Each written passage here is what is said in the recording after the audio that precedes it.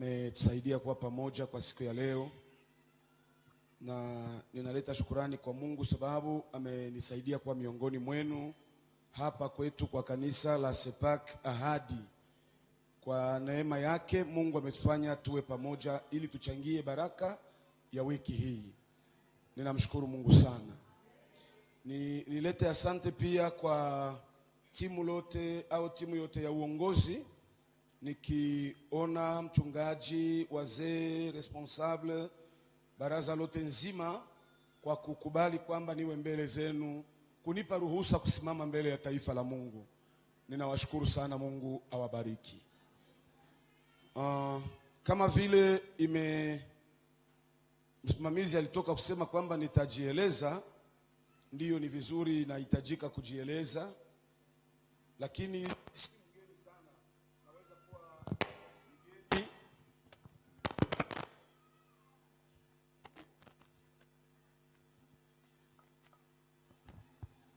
ninaweza kuwa kama mgeni kwa muda fulani, lakini si mgeni sana, maana si mara ya kwanza ninasimama hapa.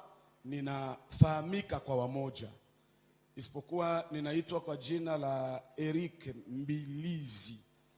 Ndio jina kabisa ile ya Mbilizi, sababu tuko wapenda Kifaransa sana, ile kale kafupi ka kizungu ndio kalitembea sana, lakini jina yangu ya kuzaliwa ni Mbilizi. Pale mimi naisema sasa kwa asili yangu, maana yake ni mtoto mwenye amezaliwa nyuma ya mapacha, na nina mke mmoja na watoto 4. Niko na mke mmoja, watoto 4. Tunaishi na mke wangu kwa sasa miaka 26, na mtoto mkubwa naye iko na ingine 26 hivi, mdogo anakuwa na 12. Ndio mwenyewe wa mwisho mwenye Mungu alitupatia. Kama ataleta mwingine tunasema asante, hatuyamzuia yeye, ndio Mungu, lakini kubenye tuko nao ndio mwenye alitupatia kwanza bali. Bwana asifiwe.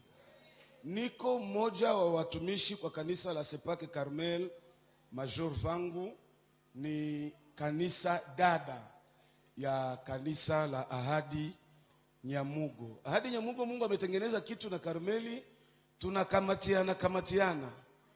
Sile maneno mnajua wenyewe. Tunakamatiana.